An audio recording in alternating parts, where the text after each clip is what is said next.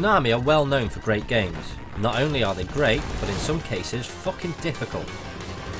The Contra series are a well known example of this.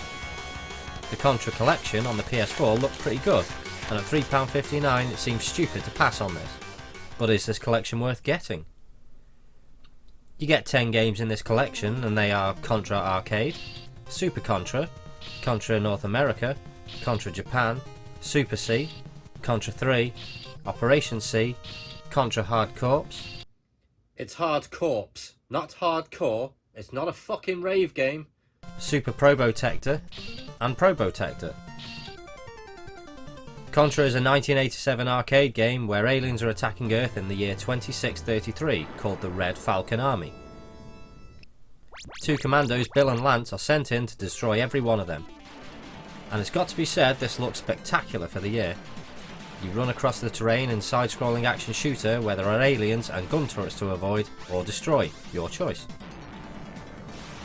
And fuck me is this hard. You'll have enemies and gunfire coming from everywhere, and it's one-hit death, which really turns up the holy shit dial. There are plenty of weapons to pick up on your journey, but if you're as shit as I am, then you won't get a chance to try most of these out. The animations and graphics are very good, and it's full of action, but you have to have razor-sharp reflexes to beat this game.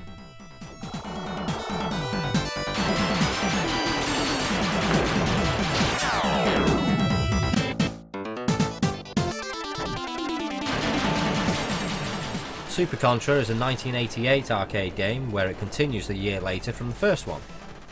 The aliens are back and so are Bill and Lance. The saga continues as you must kill everything in sight.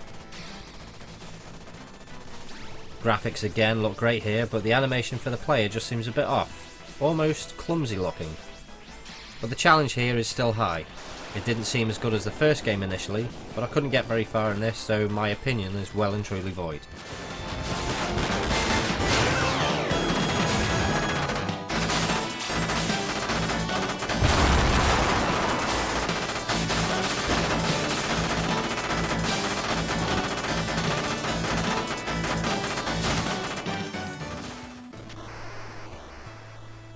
In the same year, Contra was released on the NES. This is a port of the first arcade game and it doesn't do you any favours. It's still one-hit death, so you have to be on your A game to get through this. Power-ups are scattered about if you're fast enough to shoot them down. It doesn't look anywhere near as nice as the arcade, but it still looks good.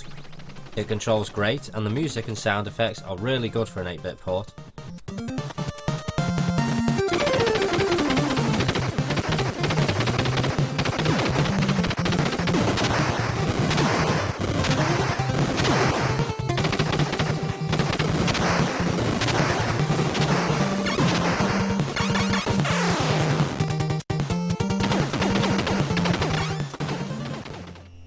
Contra for the Famicom is pretty much the same as Contra on the NES.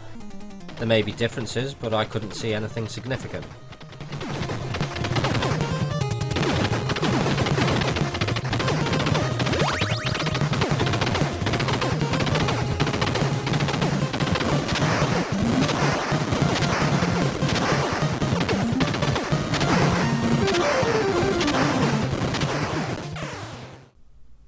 Super C is a 1990 NES game that I'm guessing is the equivalent to the second arcade game. This again looks like a really nice 8-bit game, but still has the insane difficulty to go with it.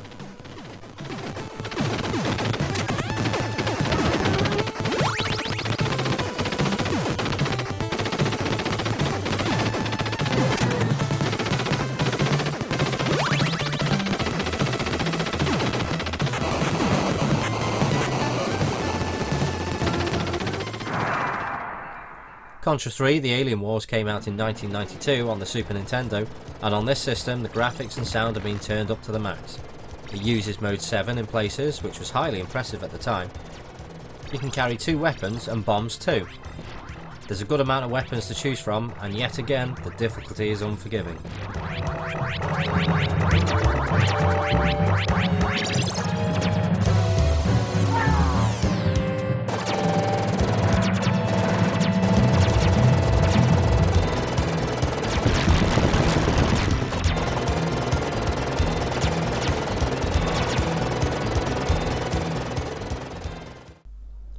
Operation C is a 1991 Game Boy game, and I can't deny this looks great on the handheld. It still has a high difficulty, but is still very playable. There's a good choice of weapons, and it doesn't always stay on a horizontal plane. The sounds are great, and so is the music.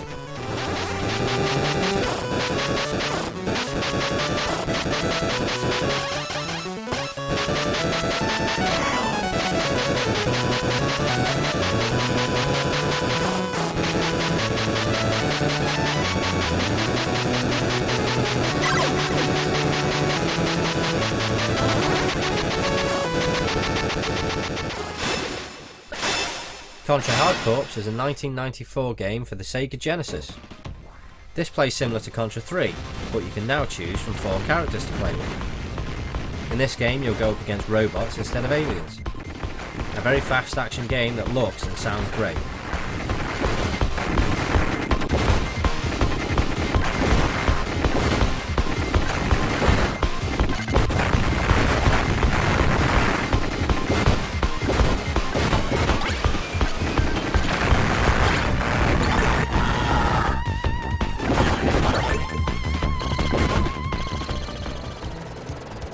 Super Probotector is a 1992 Super Nintendo game that's exactly the same as Contra 3, except all the characters have been swapped out for robots. That's because our poor European minds couldn't handle aliens being killed in it.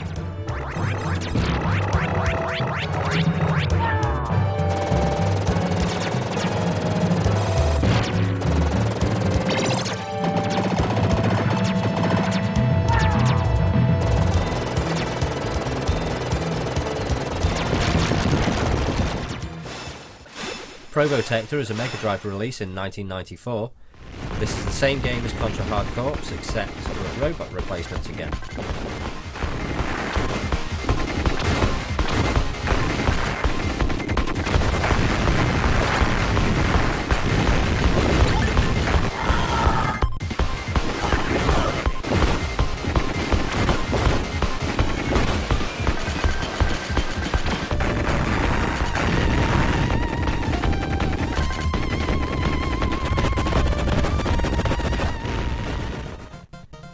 There's also a bonus book which has some artwork and development notes, as well as some notes about each game.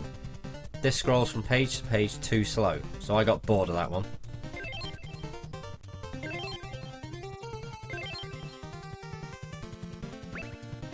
In any game you can press the L1 button to toggle rapid fire, and pressing L2 will bring up the menu screen. Here you can save and load a game, read the manual for the controls, display settings, frame, control configuration, and reset and exit. In the display settings you can choose from 6 screens. The first is the original, where no filter is applied. The second is Pixel Perfect, which adjusts the resolution slightly, which doesn't make that much difference. 16:9, which stretches the screen out, making this game look really ugly. 4:3 scanlines, which keeps the resolution standard, but gives a CRT effect which looks quite nice. Pixel Perfect with scanlines, which again does the same but alters the resolution. And 16:9 scanlines, which looks fucking awful. You can also change the frame. You can have original, where it's just a black background, or you can choose from the new Contra artwork, or you can choose from a fiery background. This collection is great, ridiculously hard, but still nice to have. It's a shame they didn't include any cheats to toggle through, but it's still a good collection. And currently at £3.59, it's a must-have for any Contra fan.